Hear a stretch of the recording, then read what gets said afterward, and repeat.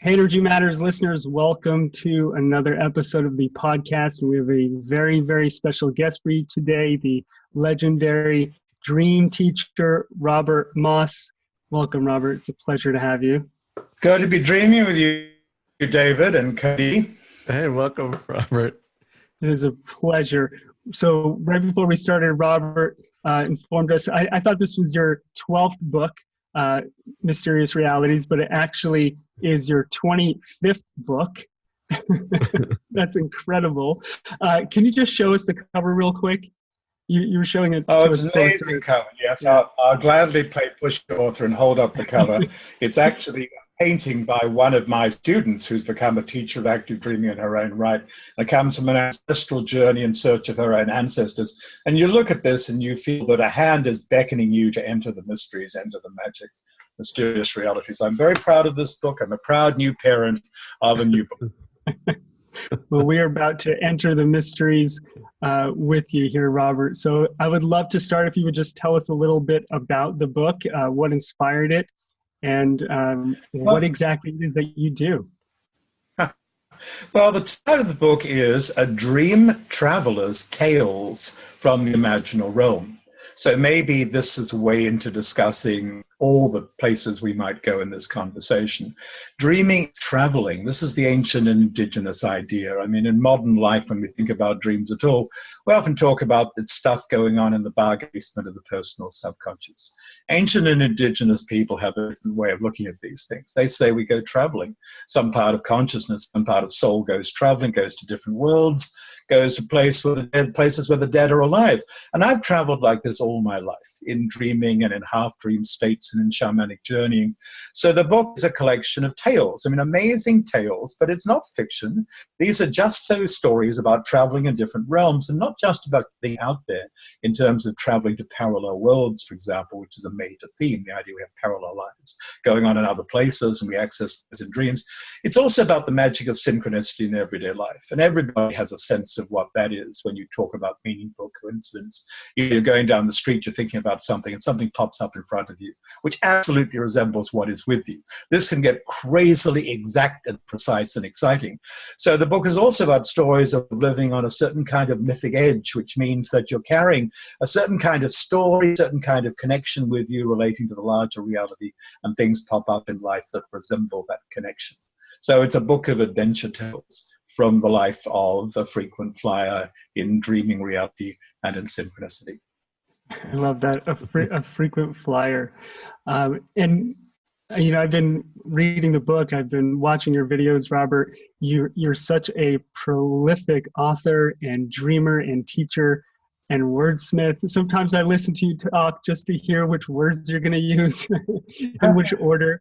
And you've had some amazing experiences in childhood. You had 3 near-death experiences by age 11, which went on to shape the rest of your life, and I believe is why you teach dreaming. Can we start by you telling us a little bit about a few of those experiences? What happened? Where did you go? And how did we get from there to here? Absolutely, and you're a gentleman and a scholar, David, a man of true taste and discernment. The way you talk about my work. Thank you. So let me take you back to my childhood. You know, I was born in Australia. Whether I ever grew up is a matter of discussion, but I was born in Australia. At 3 years old, my mother said, "I'll take you to meet a family out on the West Coast." We were living in Melbourne. Her family was West Australia. So we take the long train ride across the Australian continent to meet my great aunt, my mother's aunt, the famous opera singer, close friend of Nellie Melba, and a very gifted psychic medium. She didn't make a lot of fuss about this. She just did it. So she's going to read the tea leaves the old-fashioned way for 3-year-old mothers.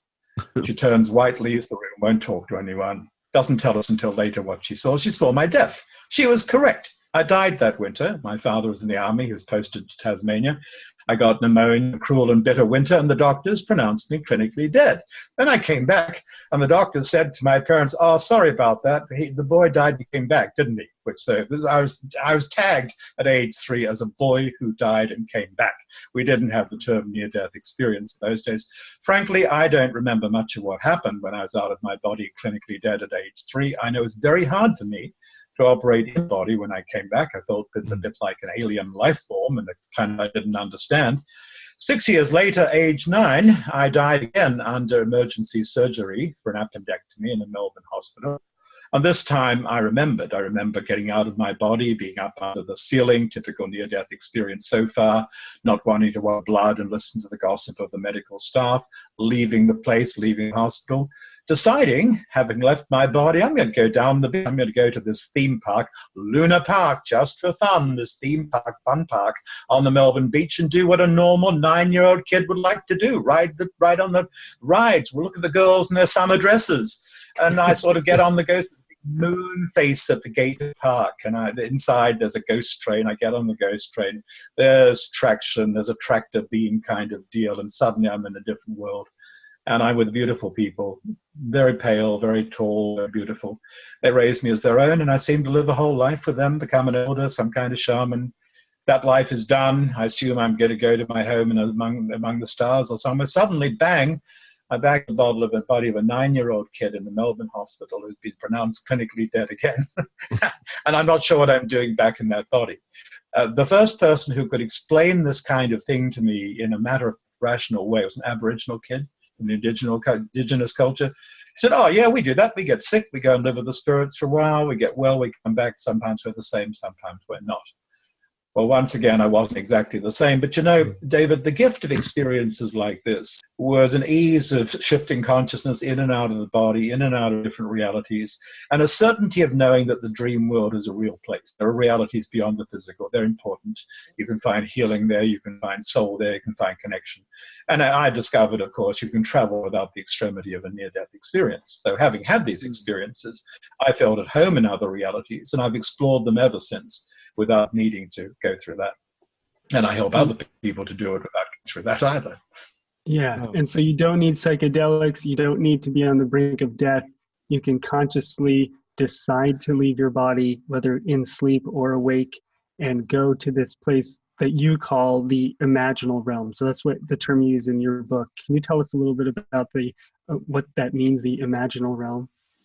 The imaginal realm is actually a word I borrowed from Sufi mysticism, medieval Sufi mysticism. It's a word that they use, their philosophers, their masters of dream travel used, for a place that is somewhere between time and eternity. There are palaces and temples and schools and places of initiation and education where, you know, humans can meet minds beyond the ordinary human level of consciousness, awareness. These include places where the dead are alive on a higher level of understanding. So it's a phrase I borrowed for places of true imagination, where there are structures that are built to some degree by human thought, human imagination, which are as permanent as anything on this earth, which are places, as I say, where we can receive profound instruction, have profound adventures.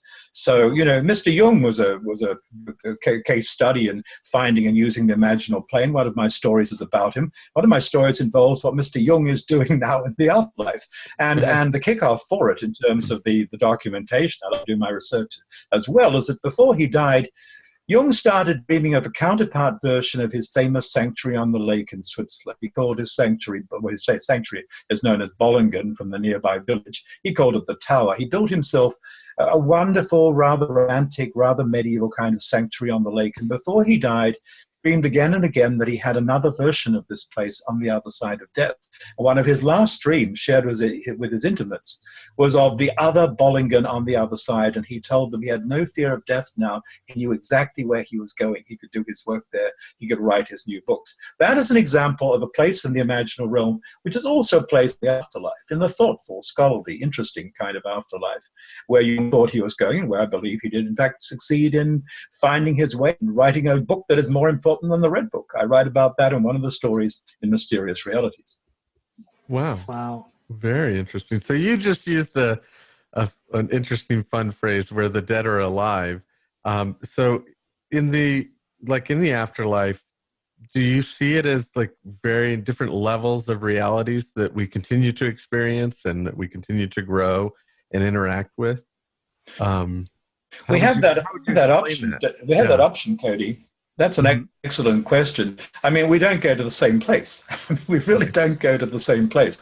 There's a people of the South Pacific, of the island of Puka Puka, who say there's many afterlife situations as are human imaginations. That might be correct. However, many of us don't have much imagination. We're like those tour groups follow the umbrella around a foreign city. So many of us collective environments, collective belief systems, and there are plenty of those. I mean, one of the purposes of religion is to give us a collective territory where we think we'll be safe and okay and looked after in the afterlife.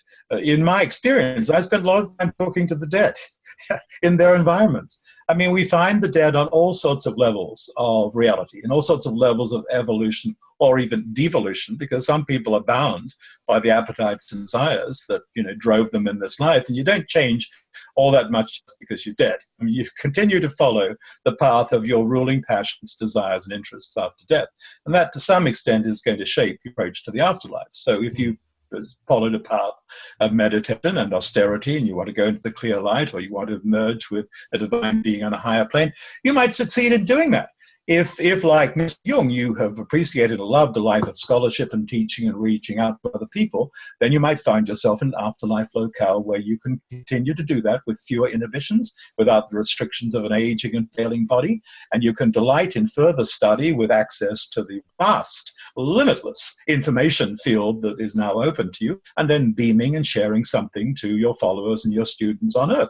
If you're a guy who's really lived for the next drink or the next fix or something like that, you're probably going to be trawling around close to the living, hanging out in bars as one of those dead barflies who's buzzing around in a certain kind of saloon, hanging next to somebody who's having a smoke, hoping to get another drag, or riding on the shoulders of one of your survivors because you're too confused to know what to do. So, we can't generalize about this. It's fascinating. The geography of the afterlife is even more teeming with possibility than regular geography. So, how do you know about these things? Well, I follow a path of experience. The stories in the new book, Mysterious Oddities, are first-hand tales of these things from my own encounters and travels. What I encourage people to do is to develop a simple practice of acquiring first-hand experience of these things. I mean, if you're interested in the question, does something survive physical death? And maybe you are, because it's a very important perspective on life and the choices you make.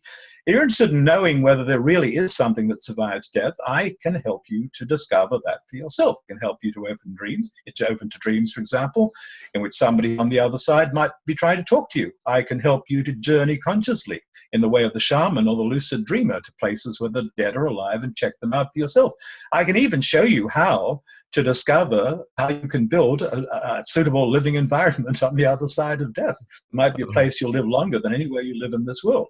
So I follow a path of direct experiences. My stories come from that, and my teaching involves putting people directly in touch with things they want to know about. Wow.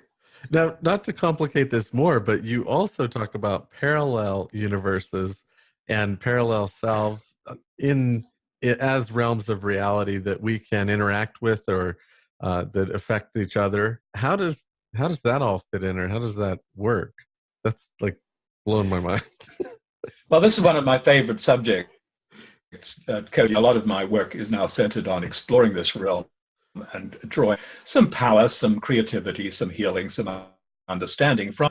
Let's get it very clear. This isn't some new age soap bubble we're talking about. In physics, it's called the many worlds hypothesis, right, or the many interactive worlds hypothesis, and is increasingly supported by many mainstream physicists. The idea is that, at any moment, our universe is splitting into uncountable parallel universes, and that they act on each other. They might converge or collide with each other. What does this mean in human terms? Well, the easiest way to understand it is this. Made a choice in your life, right? You stayed with that partner, or you didn't, or you left. You stayed in that job, or you left. You stayed in that country, or you left, and your world splits. Your world splits. Most of us are aware viscerally of what that means. You made a certain choice. Part of you would have preferred the other decision, and has gone the other way. So your world splits, and there's a parallel you, an alternate you, who's following an event track different from the one you're on right now. You see this in dreams, actually. If you record your dreams long term, you might notice that again and again, you're in a situation that you left in your ordinary reality. You're still with your former partner, for example, or you're still in the former job. We notice that in our dreams. Well, the interesting thing is this. Suppose you have a parallel self who has some gifts and resources in their life that are lacking to you, who, for example, is creative in an area that you didn't make the time to get creative in, who is the artist or the writer, let's say, or the musician or the dancer you didn't become because you're too busy earning a living and fitting in with other people's expectations. Suppose you could reach to that parallel self and bring a little bit of their knowledge, their skill, their energy, their juice into your present life. Suppose you could do that. I mean, that might be really good. At the very least, it might be interesting to explore what's going on the path you did not take. You may, for example, forever have regretted the fact that you could never be with that girl you knew 30 years ago. Well, if you explore the parallel reality into the possible future, you might discover it wasn't a bad thing you split up. First of all, you've got things in your life now you would not have had if you'd stayed with her. And secondly, it didn't come out too well. So sometimes the benefit of looking into a parallel life story is to realize you don't have to go on steeped in regret over the life not lived, because in a sense you're doing perfectly fine where you are. I love exploring this. Some of my stories are based on experiences of people who've been looking to their parallel lives. But let me, if I may, just give you a quick story of somebody who did something really good in her creative life. Sure. By going beyond what we discussed so far, she decided, after working with me and doing some of my workshops, that she would like to sit down and talk to some of our parallel selves done well on their different tracks. One in particular is a writer. She's a writer now, but her writer alternate self became a writer much earlier because she made a different decision back in school. The teachers and the parents were saying to the lady in question, major in science, no one wants another English major, no jobs for English majors, major in science, get yourself together. So in ordinary reality, the woman decided to major in science, and she put off for many years, actually for decades, the moment when she would devote some time to her writing, which she loves. In a parallel reality, she said no to the teachers, she majored in English, she did a writing course, she started publishing books many years ago, has good publishing connections, is doing just fine. So what does she do now? She decides she will sit down. We're talking about lucid dreaming or shamanic journey. She sits down in a visionary experience with a parallel self. They have tea together, a cafe somewhere, and they make a deal. She says to the parallel self, I'd like you to help me with my writing and slip me a few good pages. Maybe help me with publishing connections. And the parallel self says, well, what do you have for me? And she says, well, I'm really good at this lucid dreaming and shamanic journey. I've so much material for you if you want to borrow it. So I'll give you material for the books you're writing, and you help me to write the books I haven't written yet. Deal.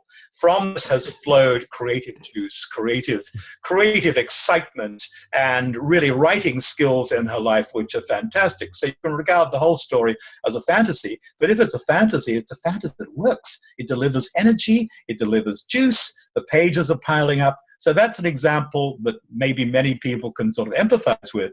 But what might happen for you if you open to the idea, hey, amongst all the allies and sources of support and creative inspiration I've got available are my parallel selves who've been doing something I'd like to do for a lot longer than I have. That's incredible. Robert, you must be amazing to get a cup of coffee with. I'm coming to New York, my friend. You know, as you were saying that, I was thinking, I recently had a brunch with a friend of mine who's a national, what's that award you get for the best book of the year? Whatever it is. Yes. National Board, anyway. Yeah. Yes, he won Best Novel for that one year, and he's an incredible writer for The New Yorker. And I was in my podcast interview mode, and I asked him, where do you get all your ideas? You know, does it download? Where does it come from? Do you meditate? And he looked at me and goes, I have no idea. And as you were saying all of that, Robert, I thought, is he going to a parallel realm and getting it? Is he connecting with guides? Is he stepping into some other universe and bringing it back, and he's just not aware? And are many of us doing that? Do you think that creators in general are finding their muse, you know, by putting their hand through the wall and just pulling something back in, and they're not even aware of it? I think it's entirely possible. I can't speak for your friend, and I would note that many creative people find the source of their creativity quite mysterious, as he does. But when we start tracking these things, we notice that we're multidimensional beings. I mean, this is not a radical statement. This would agree with this. We're multidimensional beings. We have access to a field of non-local mind, a quantum information field containing everything we could ever possibly want to know and far more than we can handle. So the sources are there. The sources are available. The question is, to what extent are we able to have access to these things? That means, are we available? Are we available for inspiration? Are we available for that jolt when the stuff starts coming through? You know, when it comes to creativity, I think about a tribe in Morocco who have the belief that poetry is the most important human activity, and they say this about creativity in the sense of poetic inspiration. They say, all poetry comes from flooding.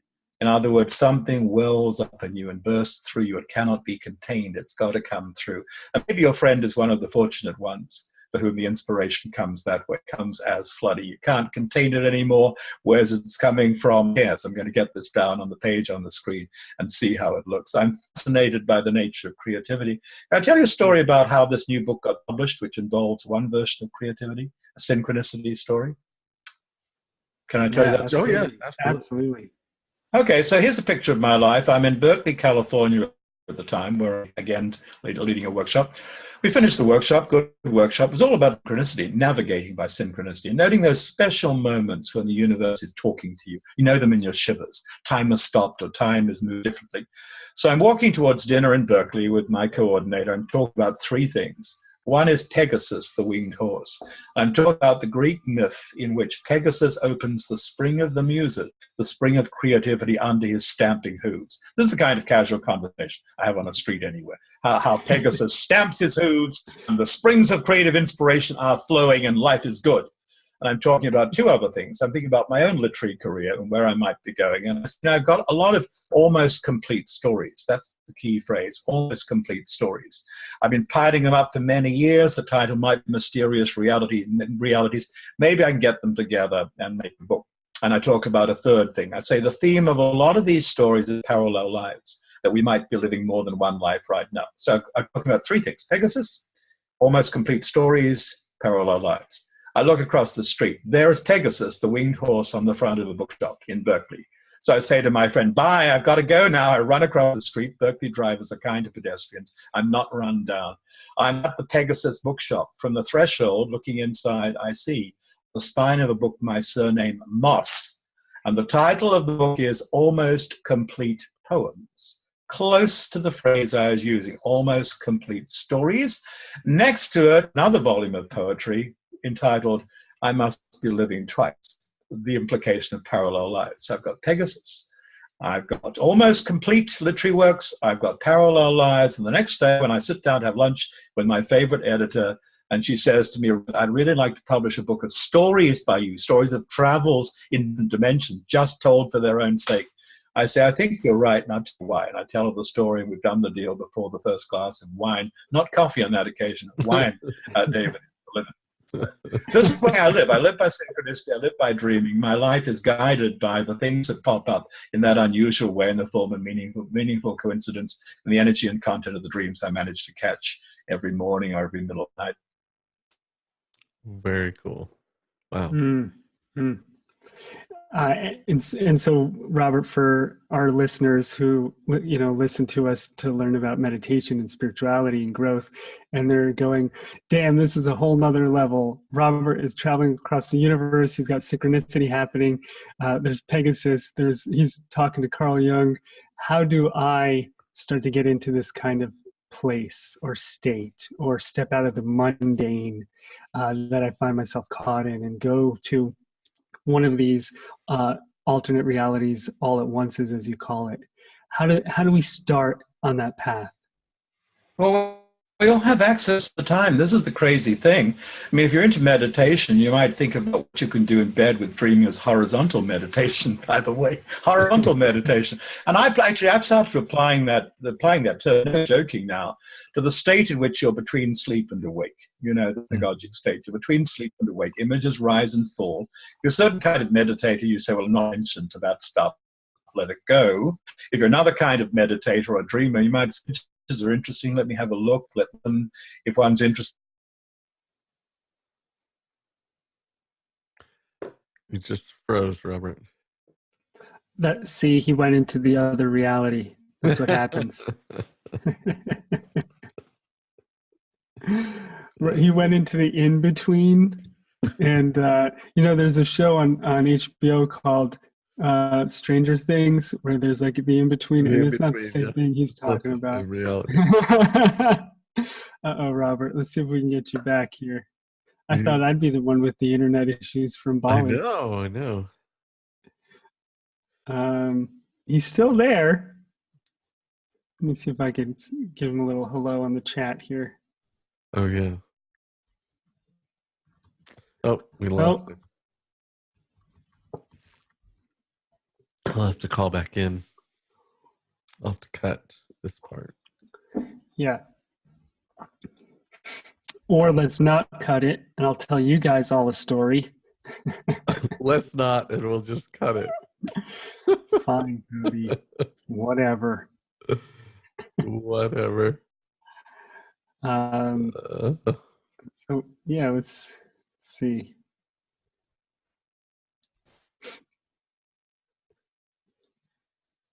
I wrote in the chat box to Robert, "You're frozen like ice cream."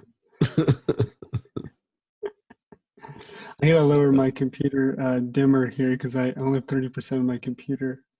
And you don't have a plug? There's not enough plugs. Oh no. Yeah. We'll see. I'll have to do it in the dark here.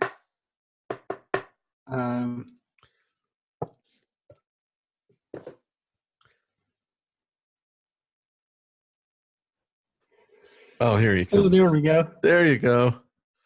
Oh, let's you gotta unmute yourself.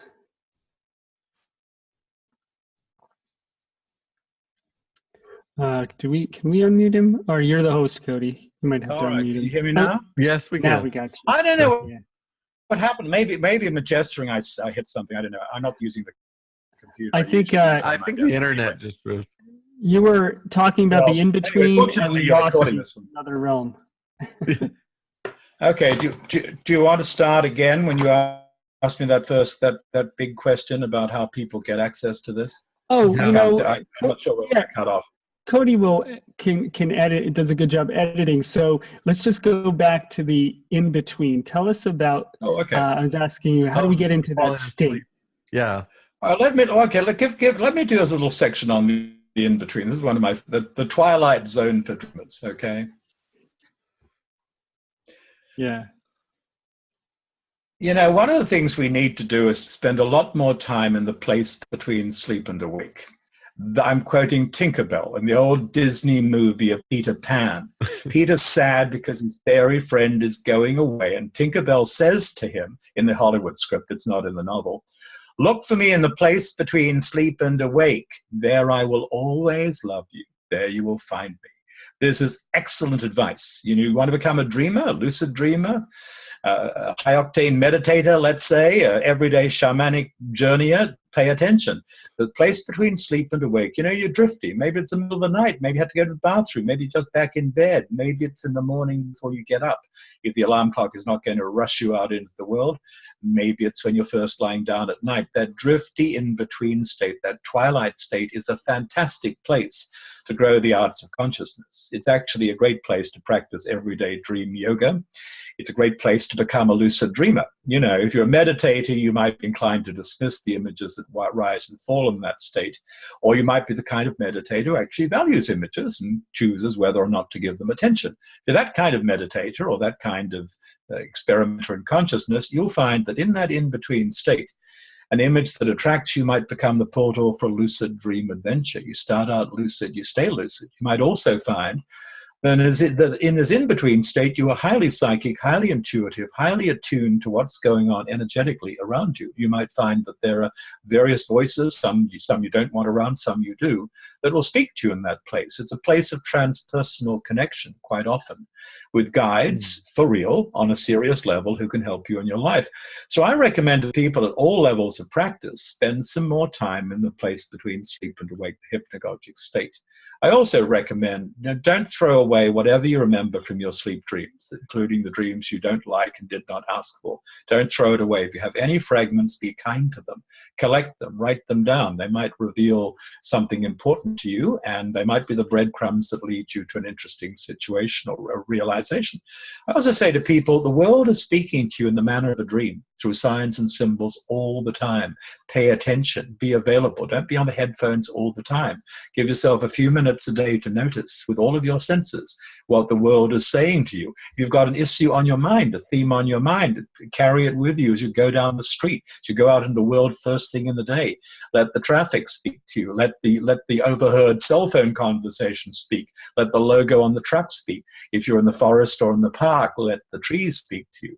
Listen to what the talking land is saying to you. Aborigines in my native Australia talk about the speaking land. The mountain is speaking, the river is speaking, the lizard is speaking. Pay attention. And even our modern urban hustle and bustle, everything is speaking to us if we'll listen a little more attentively to the voices around us. So these are the ways that you grow in consciousness, that you become a dreamer in my terms, which doesn't just mean you pay attention to sleep dreams. It means you approach everything as life as the kind of dream where you can exercise some choice about what your scenario, what your script is going to be, where you can experiment with co-creating the reality that interests you. That's what it's all about. Wow, beautiful. We could just turn that into a book, Robert. That was very, very eloquent. Well said. Thank you. I'm so inspired. And actually, right now, I'm in Bali and it's past midnight. So I think I'm in that in-between state. And I'm already right there. Right. Isn't it great? Isn't it delicious? That's maybe why you're operating so well. You're in this delicious liminal twilight state of fluid possibility, where things are not just stuck as they sometimes. That's right. That's right. So you, Robert, you like to say that dreaming is about waking up. What do you mean by that? Well, in regular life, we're sometimes a bit like sleepwalkers. I mean, we're trying to fit in with a schedule, fit in with other people's expectations. Sometimes we're so caught up in the duties and obligations and patterns and habits of the day that we forget what it's all about. We forget who we are, where we come from. We might have a larger purpose, that we might have a life beyond this world. We carry on oblivious to those things, trying to get through the day, to meet the deadlines, trying to meet other people's expectations. Dreaming, as I use the word, is about waking up to a deeper order of reality, a deeper logic of events, maybe the purpose of your life, maybe the soul agreement that brought you here in the first place. In my personal mythology, I like to think that all of us might have had some chance of making a kind of soul contract before we came here, of agreeing to the conditions of what we're going to try to do in this earth. I don't know whether that's absolutely true for everybody, and I don't know that everybody has all that much free choice about it. But in my personal mythology, it's useful to think of things that way. We might have come here on a mission, on an assignment. Humans are forgetful animals. We tend to forget what our assignments are. But dreams will wake us up. And when I say dreams, I mean sleep dreams, and I mean lucid dreams, and I mean moments of meditation. I mean moments of synchronicity in the world around you. And when you wake up, you're ready to inhabit a world of real magic. Let me throw another phrase at you. Real magic in my lexicon is the art of bringing gifts from one world into another world. We do that when we become active dreamers, active with our dream material, active in exploring and applying the healing and guidance of our dreams. Because you know what? We get out there in our dreams. We go beyond the curtain walls of ordinary understanding, beyond the veils of our consensual hallucinations. We go into deeper realms and we see ourselves with a perspective and an objectivity that's often lacking in the hurry of everyday life. So when you bring knowledge, guidance, energy, from that deeper place you access in your dream travels into the body, do something with it. Learn to talk about your dream content in a meaningful and fun way, and above all, take action. That is real magic. That's beautiful. Bringing magic is taking something from the other realm and bringing it into this physical realm in some way, whether it's an idea, an inspiration, finding your purpose. I love that. It's amazing. I hope everyone listening was inspired as I was by that one. I was having trouble continuing to hear you talk because I was just trying to grasp that one piece of wisdom when you said it. Like, hold on, Robert, wait right there. Let me contemplate all the ways that this is possible. So can we talk a little bit, Robert, about the different kinds of dreams? Because I know some people listening to this, they're probably like, well, the only dreams I have is like when I eat a steak at midnight, and then it's like kind of a nightmare. And then, that's my dream life. Or some people are listening going, I never dream. How come I never dream? And then others, they go out flying every night and saving the world. So can you maybe walk us through a few of the different, He's like, I don't want to answer that question. So I'm out. I'm going to lower my screen here. Can you still see me? Yeah. Okay. Yeah, his internet must be a little slow on the bandwidth or something. Yeah, not sure. Stable, not sure. Yeah.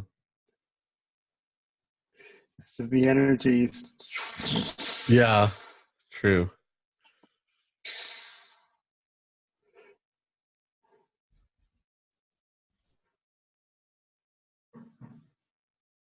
Hey, it's every time I'm a great question.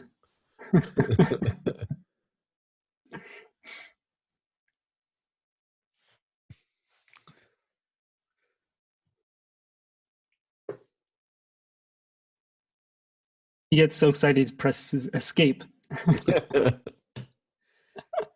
Hey, Robert. Hi, Robert. I don't know, but some kind of internet elves would work. My internet connection is stable, it says. I have no internet interruption. I don't know what's going on. Okay, but your whiz at editing and splicing, yes? Yeah, so I'll just finish the question. Okay. About all the different... well, you might have to start the question because Robert may not have heard it. He was frozen for a while. Oh. Before he dropped off, yeah. Okay. Well, very briefly, so Robert, can you just walk us through all the different kinds of dreams that we go through, from nightmares to eating poorly to flying around to inspiration to another reality? You must have some kind of dream encyclopedia by now. But for those listening who are new to this, can you kind of walk us through some of the possibilities? Absolutely. What a great question. Well, first of all, let's get clarity about nightmares because people often are confused. In my personal vocabulary, a nightmare is not just a scary dream, it's an interrupted dream. This is the hallmark of a nightmare. You're so scared you want to get out of the dream. You manage to get out of the dream. You slam the door and you say something like, I hope I'll never have a dream like that again. You turn your back, you go away. You don't like it. So there's a scary dream, but that's not a nightmare in itself. If you're, pursued by a saber-toothed tiger, you stay with the dream and you come out okay. That's not a nightmare. Even if you're mauled a bit, it's still not a nightmare if you stayed with it, you've hung in there. But nightmare's an interrupted dream, and that's a very serious issue because if you're running away from something in your dreams, you might be running away from something in the rest of your life. So it's very important to learn to brave up to a situation like that and face it in dream space on its own ground. And to do that, I recommend learning one of my core techniques, which is dream reentry. In other words, you have a dream, even a nightmare that you don't like. You learn to go back into that space consciously. My workshops, we use drumming. In your own life, you might not need drumming. We don't use psychedelics. We don't need that. We produce our own chemicals. You just make it your decision to take the energy of the dream, say it's a scary dream, step back inside, face the challenge on its own ground and resolve it. My life was changed many years ago when I dreamed again and again of a giant bear who'd come into my house. And I was scared. The bear wasn't attacking me. The bear was a big guy, much bigger than me, and I didn't like it. Finally, I said to myself what I would now say to anybody. Go back into the dream, face the bear, see what's going on. So I'm sitting in an easy chair. No music, no drumming, nothing, just pull the curtains. I say to myself, I'm going to step back into this dream and face the bear, and I do. And I'm scared, and I have to push myself forward. It's very real, and we're suddenly the same size. And the bear embraces me, and the bear wants me to look at the heart, and I notice we are joined heart to heart by something like an umbilical, pumping life energy back and forth. And the bear makes me understand, I'm your friend, I'm your ally. I'll show you what you need to heal and what other people need to be healed. So that's a little bit about nightmares and nightmare resolution. Now, the whole gamut of dreaming, we could spend 10 hours on this, but very briefly, there are dreams that are routine processing. I mean, you are flushing through, you're flushing out things that went on the day before. There are dreams that are somatic dreams that comment from the body on how you're treating it. A somatic dream can be quite important because dreams can be diagnostic. They can give you, as body talk, a very clear picture of what's going on in terms of your physical health, including symptoms you might develop but might not have yet. So an old-fashioned way, valued by old-fashioned doctors, of looking at dreams is, what is the body seeing here? Is the dream a nightly x-ray, even an MRI of my physical condition? Dreams are worth looking at like that. Dreams hold up a magic mirror to our present-day actions and attitudes. In that sense, they're a voice of conscience and a way of achieving an observer perspective on our life situations, which is vitally important. This psychologists understand this, ordinary people understand this. In our ordinary life, we might be blinkered about our actions and attitudes. We need another voice, another perspective, a witness perspective on our situation, our behavior. We need a voice of conscience. Dreams are a voice of conscience. You shut out your dreams, as many people do in places of power today. You might be shutting out the voice of conscience and the possibility of course correction. Then there are dreams that are transpersonal. We receive visitations from people who come around, including dead people connected to us, including other dreamers, including spiritual beings, including spiritual teachers. And we get out there, we make visitations, we make visits to other realities, and we meet other people there. So to ignore the transpersonal dimension of dreams is very, very limiting. I'm not laying out 10 different categories of dreams. We could say, as a general observation, there are big dreams and there are little dreams. There are dreams that are more about your personal processing and dreams that are more about larger issues. But let me just back off from this for a moment and give you 3 reasons why most societies that have known what they were doing spiritually in the course of human evolution have valued dreams and dreamers that we sort of lost sight of in modern society. The third is they've understood that dreams are a way of communicating with a wise source of knowledge than the everyday mind. That's not to say that every dream is access to God or the gods or the divine or to nature, but some are. Dreams are a way of listening to a wiser source, whether we call that the higher self, or God or goddess or nature or the ancestors. Most societies have viewed dreams as a possible source of communication and direct revelation from a wiser fountain of wisdom than the ordinary mind. Second, most cultures have understood that in dreams we're not confined to time. We travel into the future, for example. We see the possible future. We see of things that will happen. That's precognition or prophecy if it's a great big world event. But we also see events that may or may not happen depending on our ability to read our dreams and apply the information. I am alive today because I have seen my possible death on the road 3 times in specific road episodes and used the information to avoid the date with death on those 3 occasions. So I know this is practical stuff. And most human societies, including ones on the edge of survival, going through scary periods of change, have known that dreams are a way of checking the future, rehearsing for the future, scouting out the possible future, and making better choices. There are many examples of this. And thirdly, most societies have understood that dreaming has a direct application to healing and medicine. We talked about diagnostic dreams. Dreams might show you what's going on inside the body. Increasingly in medical science, people are open to the idea that imagery, personal imagery, is a source of healing. The body will receive an image, if it's the right image, strongly held as if it's a physical event. Where do you get the images that can help to make you well? Dreams are a factory of personal images, including images you might not like to begin with, but worked with can become a source of healing. And also in terms of the healing power of dreams, dreams show the state of the soul, and they show us where soul has gone, where we've lost vital energy because of bad stuff in life. Shamans call that soul loss.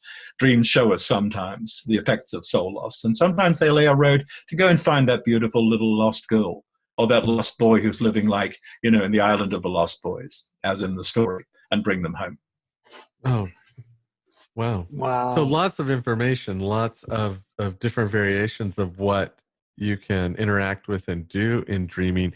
Can you get in trouble in dreams? In your book, you tell a story where a professor tells you you have a talent for getting yourself into mythic trouble and kind of living on the mythic edge. Can you kind of explain that and talk about where we might get ourselves in trouble in the dream world and what that looks like? Well, that's a great question, Cody. Let me note that in that story, how much emphasis have you had? Story of my misadventures in what is now Turkey and Goddess.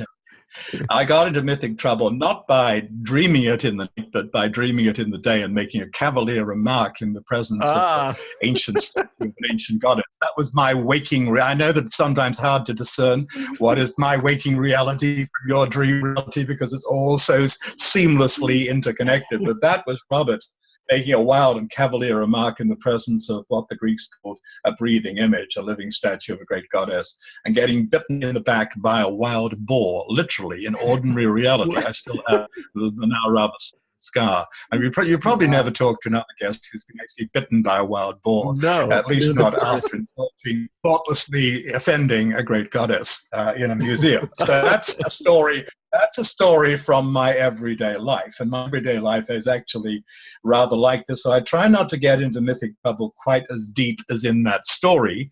But this leads to the obvious response to your question, Cody. You know, we can get into trouble in any reality by the choices we make. I would say that probably it is safer in general to get into trouble in dreaming than to get into trouble in regular reality. The physical consequences are likely to be less. If you left something unresolved or mixed up in the dreamscape, you might be able to go back inside through the process of dream reentry or whatever and set it right. I think there are bad neighborhoods in any reality, but by and large, it is probably safer to find yourself in a erroneous zone in the dreaming than in physical reality. Wow. I have a follow-up question with that one. You talk about meeting all these different spirits in your travels, and one of them is the astral realm of the moon. That is incredibly fascinating to me. Can you tell us a little bit about some of the spirits that you've come across and what the astral realm of the moon is? Well, one of the stories is called Conversation with the Daemon of Luna, with a spirit. A daemon doesn't mean demon. Daemon is a word that the Greeks used for spirits of various kinds, good or bad. The Greeks maintained, and I started out as a junior professor of ancient history, the Greeks maintained that the moon is a thickly trafficked environment. We're talking about the astral realm of the moon, not the seemingly dead planet. And that souls spend time. The two? What? Can you tell us the difference? Yeah. Well, the astral realm is the realm of energy and consciousness and reality beyond the physical plane. And you go there, if you travel there in your astral body or in consciousness floating free of the physical body. I mean, it's related to a physical environment, but it's not the same. When you go dreaming, whether you do it consciously or in your sleep or as a shamanic journey or a meditator, you might occasionally be aware that you're traveling in a body which resembles your physical body, but it's made of subtler stuff. It knows pleasure and pain, all the inner senses are alive, but it's not the same as your physical body. It's a vehicle in which you're traveling beyond the physical body. And this goes on every night, and it goes on in other ways, whether or not you're aware of it. In that body, you are operating in the level of reality, the dimension of reality, which can be called the astral plane. It's a subtle order of reality. It's not the dense physical reality. It has structures. It has cities. It has pleasure parks. It has schools, and some of them are constructed by the conscious human imagination, and they have duration, and they have solidity, and they have stability. Well, you know, the astral realm of Luna, the astral realm of the moon, in ancient belief and in ancient observation, ancient experience, is a very important transition zone for spirits descending a higher level of reality to take up residence in bodies on this earth. They travel traditionally to the astral realm of the moon, and after death, if you're on the right path, you might return to the astral realm of the moon and spend some time there, and maybe eventually, if you're going to go higher, leave your astral body behind in that realm. That's the body of tradition that informed, that helped me to understand what the daemon of Luna, a spirit of the moon, was saying to me in that conversation. The rest comes from him. But I'm just saying that the conversation about the fate of souls or spirits coming and going through the moon, through the realm of the moon, is very freshly presented in the story from a conversation I've had with a being who lives in that realm. But it rides upon and stands upon a huge tradition of understanding of these things. I'm quoting the Greeks, but there are many other spiritual traditions which have the same knowledge of what goes on the astral plane with people coming and going through the realm of the moon. And I've led group journeys to this environment, and the results have been fantastically interesting. I can imagine. That is incredible. That fascinates me to no end, Robert.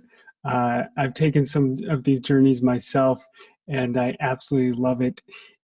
For a lot of meditators, they're just getting started, like, quieting their minds, trying to be present, trying to stress less, trying to focus more, trying to raise their happiness by 10%. and that's like the most popular meditation app now. It's called 10% Happier. 10% wouldn't be enough for me, maybe. But anyway, and then you come blazing in here on Pegasus going, fuck all that. We're going to the astral realm of the moon. We are talking to incredible beings. How did you were you born this way, Robert? How did you put down that rational part, or that skeptical part of the rational brain that's always saying that's not possible? How did you do such a good job of putting that down so that your spirit could just travel and have all these experiences? Well, we talked about the fact that I was thrown out of my body in what today would be called near-death experiences as a kid in such a way that left me in no doubt that there are realities beyond the physical reality. I'd say that in the course of my life, I've come to discover that dreaming, the way that I dream, is a very practical matter. It not only takes you throughout the world, it helps you to operate better in this world. It will get you through. It's part of your survival mechanism, part of your coping plan. So for me, dreaming is about soul and it's about survival. It's about both. I mean, dreaming will help you avoid that fatal accident on the road. It'll help you to avoid that life-threatening illness or deal with it when it comes upon you. So there are practical benefits from dreaming, and I'm very practical about the takeaways from all of this. If I'm a mystic, I'm a practical mystic. But, going to the moon is not necessarily that hard. I lead group journeys to the moon, and we'll start just as it begins in one of the stories about at the Moon Cafe, I think it's called in the book. This just started like this. You go to a beach in your mind, perhaps a beach that at night. You look at the path of moonlight on water cast by the full moon. You begin to make it your intention to travel that path of moonlight and water, on water to the moon, to find a guide, to find a connection who will show you what goes on there in terms of soul and spirit. I've led group journeys beginning as simply as that. We use drumming to fuel and focus the journey, shamanic drumming. And the results have been really remarkable. Mixed, because people are drawn to different things. If I came to Bali, I might notice different things from you initially. If you came to New York, you might talk as if you're in a different state or a different city, because we're drawn to different things by our interests, our occupations. But, if you've got a sincere interest in these things, and I can teach you to visualize, to find pictures in your mind and let them come alive and journey through them, it ain't necessarily that hard.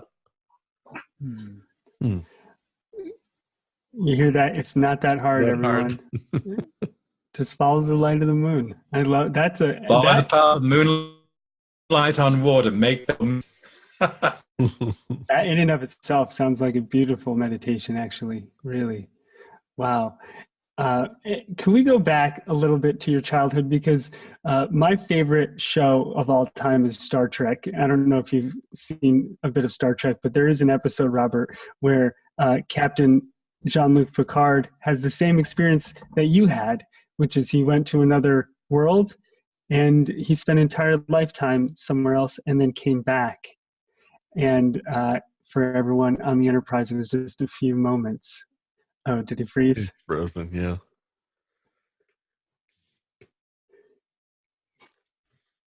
Third time's a charm. Yeah. You have any more burning questions?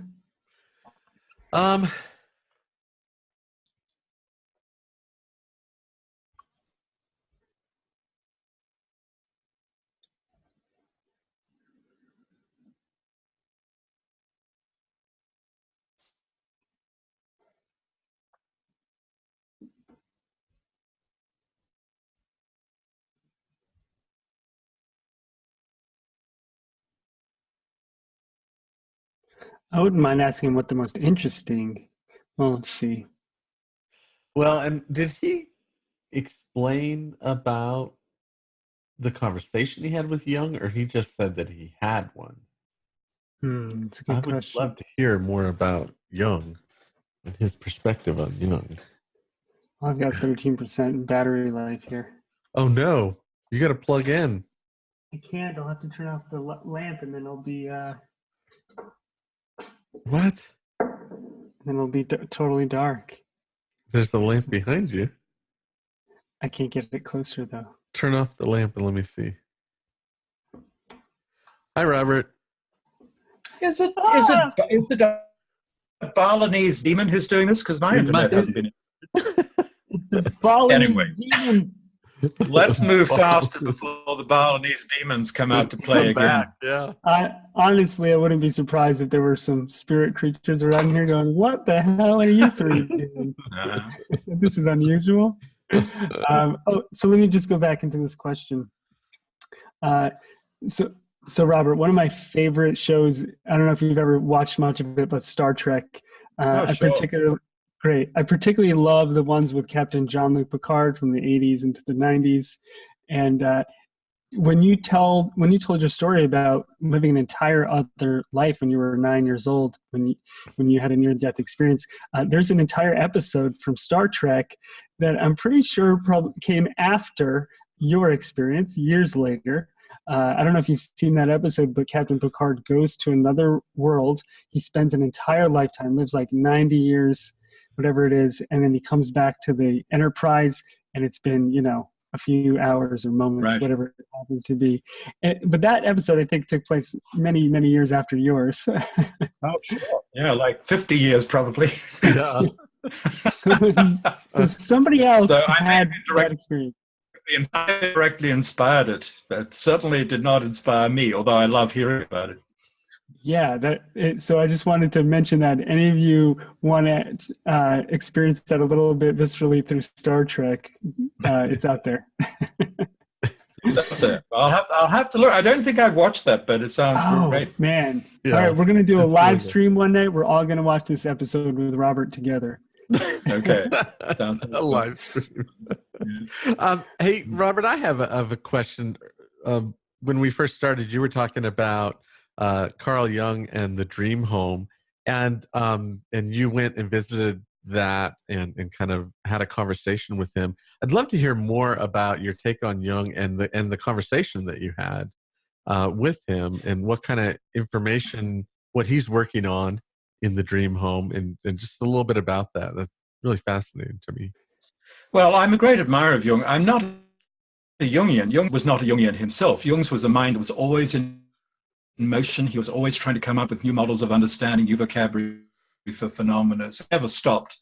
So if you turn his thinking into a kind of a theology or catechism, you've sort of lost it. Jung is a mind in motion. I've always loved that Jung. I've loved his practice of synchronicity. When he's seeing a client, he's watching the wind on the lake. He's alert to the movement of a beetle at the window, which a woman dreaming of a scarab accepts as the Swiss version of a scarab beetle as a breakthrough. So I love his approach to active imagination, which is somewhat similar to what I call dream reentry. You have an image that belongs to you. You can work with it in the direction of healing. I like the fact he had the courage to pay the price that a real shaman pays for his or her knowledge. He went deep into the underworld. He cracked up for a while. He was definitely gone. You read the Red Book, you're seeing a broken mind, a mind that's gone insane, and he comes back. He finds a way back to the surface. And he's paid the price for understanding death close up, and he's paid the price for understanding soul in the deepest and bravest ways. So I'm a great admirer of Jung. I didn't expect to have a conversation with him. It would seem to be perfectly straightforward in terms of our mutual interests, but it happened when I was leading a group journey. And we had agreed we would go to the other side of death to have helpful and timely communication with someone on the other side of death. And I set up a scenario. I gave people a wonderful image. There's a boat on the water. You go through the accident in a certain way. You're going to meet someone on the other side of death. And there in the boat is sitting a man in a straw hat, straw boater, smoking a pipe. And my goodness, it's Jung. And I can't believe it. I've got a skeptic in my left brain. I'm not expecting Jung. And there he is, and we go to the other Bollinger. I see it the way that it might be in his afterlife. It's grown a lot. There's a fantastic kind of tree of life painting going up a central tower. And he shows me the book that he's written on the other side. It's not the red book, it's the purple book now, and its title is The Book of Heaven. And he won't show me more than a few images and pages, but he does eventually consent to show me the title of the introduction, and this will enrage some of my Jungian friends and delight others. The title of the introduction to Jung's book, written in the afterlife, considered by him his masterwork. The title of the introduction is why I am not a Jungian. And a lot of the conversation was devoted to certain mythic themes and ancient histories and stories of lineages and mystery orders that we are connected to. And I put some of that in the story. Some of that is rather personal stuff from him to me and from me to him. We're not in the same line exactly, but we have some things in common. And when you think about meditation, let me note that Jung is a man of the West as I am. For us, imagery is very important. In the East, sometimes it's talked as if imagery is not that important. We value imagery. We work a lot with it. And that's one of the great resemblances between Jung's approach and me. We're going to work with any image in the direction of healing and empowerment. We value the play of images. He talked quite a lot about the noxious effect of collective thought forms in our times. He's a man who survived Hitler, observed Hitler, psychoanalyzed Hitler, tried to understand out of the depths of his despair and disgust, as a German, a Swiss German, but still a German, how something like this could possess the mind of a people. Found Jung still preoccupied, to the extent that he's following things on this earth, our thought forms and collective toxins, psychic toxins, like those of the mid-20th century, active again today. And he talked very directly and very seriously about our need to understand the psychic aspects, the spiritual aspects of what's going wrong in our modern lives and our modern world. I didn't write too much about that. It's scary stuff. It's scary stuff because we know it's going on, and maybe it's comforting to know that a mind as great as Jung's, to the extent that he's still paying attention to what's going on amongst humans, a mind as great as his is thinking about these things and about ways to deal with them today. Wow. I want to meet Carl Jung now. I know. Incredible. What a conversation. And so if you become a prolific dream traveler such as yourself, you can, with your intention, Robert, it sounds like, go and talk to all the great ones and see what kind of wisdom and inspiration that they have to offer. I think there's probably a very long line at some of these doors. I don't know that all the great ones, or even, the clones of themselves or the holographic forms that they might spin off, are available to all of us all the time. But I must admit, I've had some deep experiences of talking to interesting dead people. There's a story in my book about William Butler Yeats, the Irish poet. He was my guide when I was writing a book about what happens after death. He ended up in another of these journeys I was leading and said, "What better guide to the other side than a poet?" And Yeats carried out the implied promise of that statement, that poetic statement. So I've had some experience of talking to interesting people, people whose names are well known who are living on the other side. And you might well ask, well, Robert, is this really Jung or Yeats or Mircea Eliade, the great Romanian writer and scholar of shamanism mythology, or is it a part of you that identifies with those people, or is it some entity that's putting on the mask of a familiar figure? I'm open to that discussion. I'm an agnostic about what it really comes down to, but I'll say I judge by results, by creative results. And I'll say that for me personally, these encounters have been incredibly creative, exciting, and confirming and generative. And you'll see that in the stories about people like Jung and Yeats and Eliade in the book. Wow. Incredibly fascinating. Wow. Thank you for that, Robert. We're almost out of time here, but I was looking at your teaching schedule and travels, Robert, and I was thinking to myself, how the hell does he have so much energy? You must get it from the astral plane, because you are everywhere. It seems like you're in a different city teaching like every week for a year. It's incredible. So anyone who wants to check Robert out, go to one of his workshops. It's mossdreams.com. Is that correct, Robert? You can find all That's of your correct there. And you can find me online. I do a lot of online courses for the Shift Network, because you can also look for me online. Great. Yeah, and you have lots of great work on YouTube as well. You've got 25 books. 12 of them are in this realm, or actually they're not in this realm, but they're on this relative topic. And your newest one, Mysterious Realities, just incredible book. You are quite the teacher, quite the author. We so appreciate having you here. And before we go, Cody, you're allowed to ask one more question. Well, I do have one more question, Robert. If you, just in the kind of relative to getting started in dreaming or starting to be able to really validate that other reality is real. I love how you talk about the dream reality as how real it is. And of course, there's many people that think that this is the dream that we're in here now, and that the other reality is real, right? And so we're kind of dreaming the dream, and when we wake up to our true selves, that's when we're on the astral, or we experience some of these other things. But what advice would you give to someone to just get started in starting to explore that reality and making it more real for themselves, so that they can go deeper and deeper? Because it seems like you have to just kind of jump in somehow and take that first step repeatedly to start to bring it into our consciousness, to where it starts to feel like we're interacting with something real, and we can interpret that information and go deeper and deeper. So where's a good place for most people to start? It's very simple. I was just going to say, to piggyback on that, is there a course that you teach for beginners? Course. Yeah. I missed David's question. Oh, I was going to say, to piggyback on Cody's question, is there like a beginner's course that you teach to help people step into that? You can find some of my online courses suitable for people at all levels with the Shift Network. If you go over there, my Active Dreaming Essential online course, for example, is a good place to begin. I've done a Sounds True course also. I've done a video course called The Way of the Dreamer. You can look for that online. And of course, you can go to one of my books. You can go to the Three Only Things, or Active Dreaming, or Conscious Dreaming. Or you can just jump into Mysterious Realities and swim in its deep waters and see how much is looking for you, waiting for you once you make the plunge. Back to Cody's question, my advice is, for basic practice, keep a journal. Keep a secret book, a book of your experiences in whatever reality, a book of your observations, a book of your dreams, a book of thoughts and quotes that come up. It will be. I say this as the author of 25 published books. Your journal will prove to be the most important book you will ever write. That is true for me. It will be true for you. It might be the most important book you ever read. It will be your spiritual diary. It will be a diary of yourself to get you through difficult passages, and you will confirm as you go along, scientifically, through direct evidence, things like precognition, telepathy, etc., things you need to know about. But write anything in it, not just dreams. Write anything down, make a daily practice of writing something in your journal, and out of that practice, you're going to find that you are flowering, blossoming in your understanding of many worlds. Keep a journal. Beautiful. Thank you, Robert. And thank you for spending some time with us today. We so appreciate your time, your knowledge, your wisdom.